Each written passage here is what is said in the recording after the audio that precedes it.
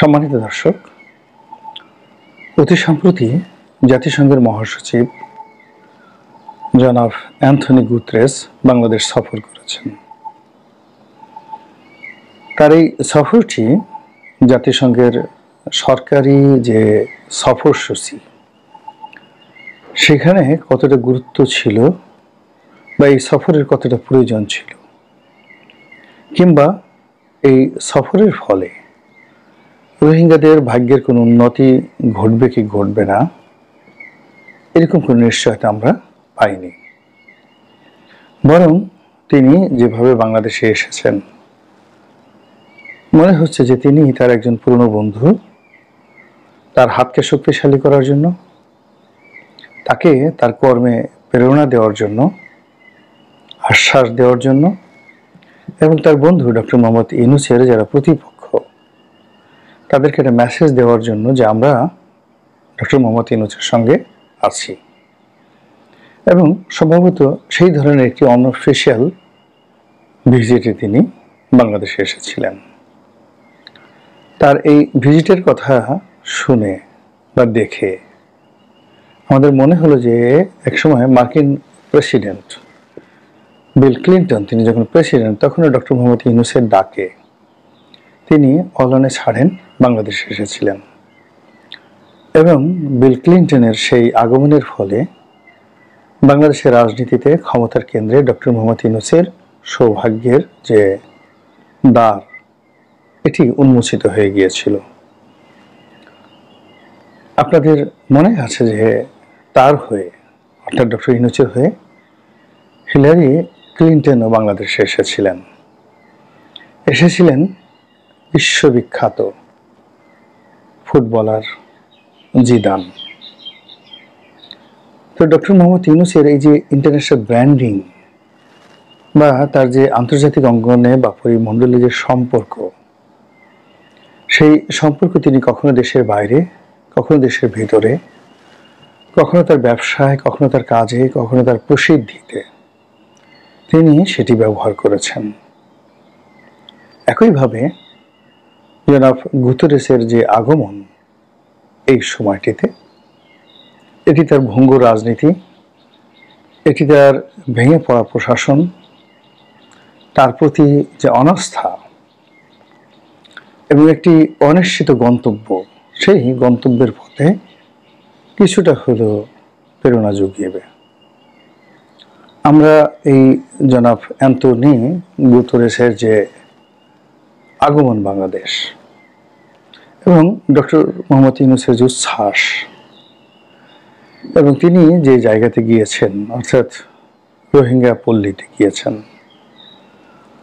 সেই জিনিসগুলো যদি আমরা পাশাপাশি রেখে বিচার করি, বিশ্লেষণ করি, তাহলে অনেকগুলো ভয়ঙ্কর, অনেকগুলো সুদূর প্রসারী, অনেকগুলো চিন্তার উদ্রেককারী ঘটনা দেখতে পাব। প্রথমত, আপনারা জানেন যে সাপ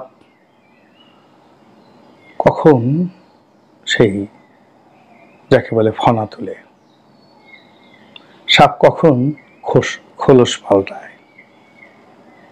আপনারা কি জানেন যে বাঘ কখন ঘাস খায়? কিংবা আপনারা কি জানেন হাতি কখন গু খায়? Can you imagine?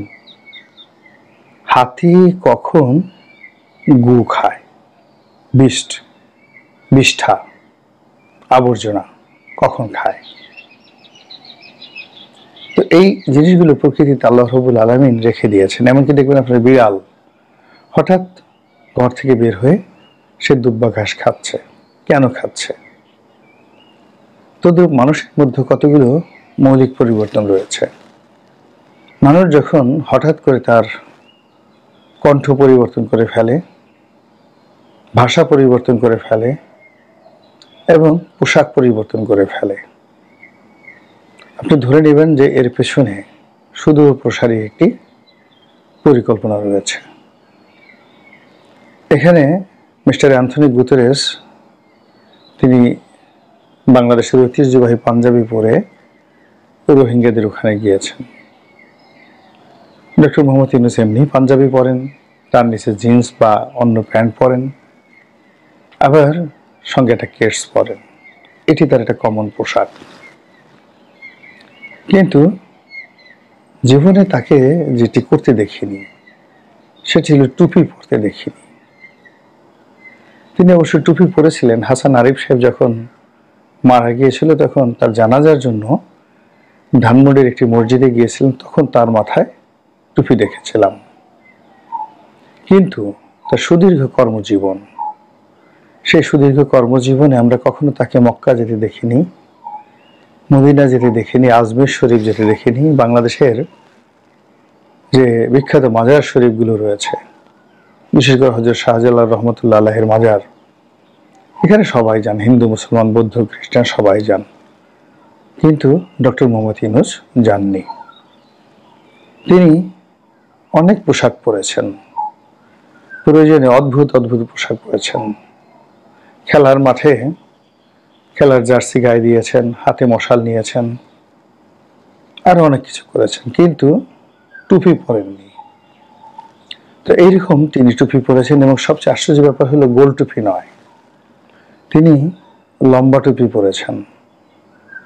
এই লম্বা টুপি অনেকটা জিন্না টুপির মতো, অনেকটা নেহেরু টুপির মতো, এবং রোহিঙ্গারা এই ধরনের টুপি খুব পছন্দ করেন। এবং আমাদের দেশের চট্টগ্রাম অঞ্চলে যে মাইজভান্ডারি আছে, এটি তাদের জাতীয় টুপি। তো তিনি সেই টুপি পরেছেন। তারপর তিনি যে ভাষণ দিয়েছেন, কথা বলেছেন অনেকক্ষণ ধরে। চট্টগ্রামের আঞ্চলিক ভাষা এবং রোহিঙ্গাদের ভাষা, এ দুটোর সম্মিলন। উনি চট্টগ্রামের লোক, চট্টগ্রামের সব মানুষই ইংরেজি, বাংলা এবং চট্টগ্রামের যে আঞ্চলিক ভাষা, এই তিনটি ভাষাতে খুব ফ্লুয়েন্টলি বলতে পারেন। তো ডক্টর মোহাম্মদ ইউনূস সেটা করেছেন, কিন্তু তার সঙ্গে সঙ্গে চট্টগ্রাম ভাষার যে অপভ্রংশ, যেটি রোহিঙ্গা হয়ে গিয়েছে, সেই ভাষাটিও তিনি রপ্ত করেছেন। এবং রোহিঙ্গাদেরকে উদ্দেশ্য করে তাদেরকে ইন্সপায়ার্ড করার জন্য, মোটিভেট করার জন্য তিনি যে কথাগুলো বলেছেন, সেগুলো বাংলাদেশের রাজনীতিতে আগামীতে অনেকগুলো প্রশ্নবোধক চিহ্ন তৈরি করে ফেলেছে।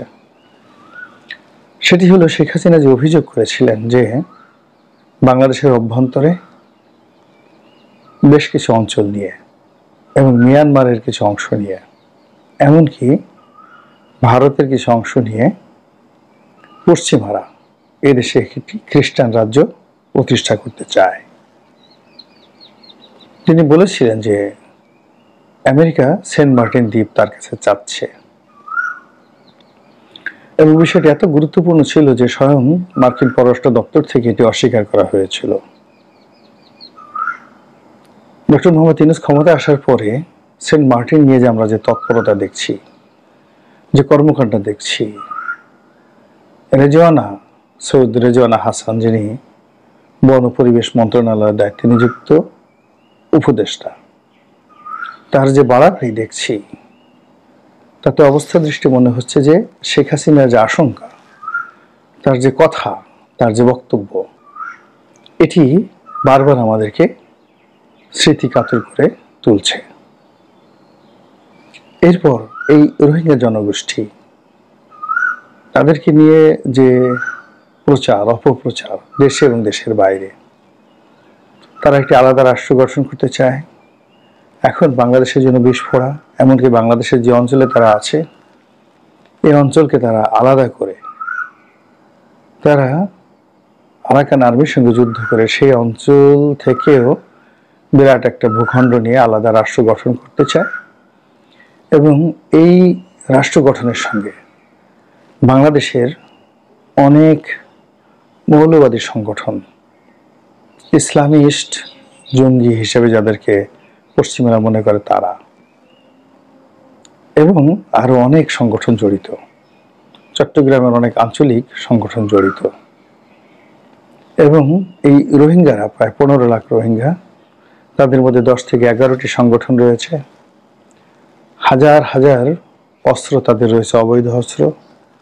এহেন কুকর্ম নেই, খুন, ধর্ষণ, রাহাজানি, চোরাকারবারি সব তারা করে এবং সেই রোহিঙ্গাদের বন্ধু সেজে তাদের ভাষায় কথা বলে তাদের সহানুভূতি আদায় করা, সমর্থন আদায় করার পেছনে টুপি মাথায় দিয়ে ডক্টর মোহাম্মদ ইউনূসের যে উপস্থিতি, এটি আপনার কেমন লেগেছে?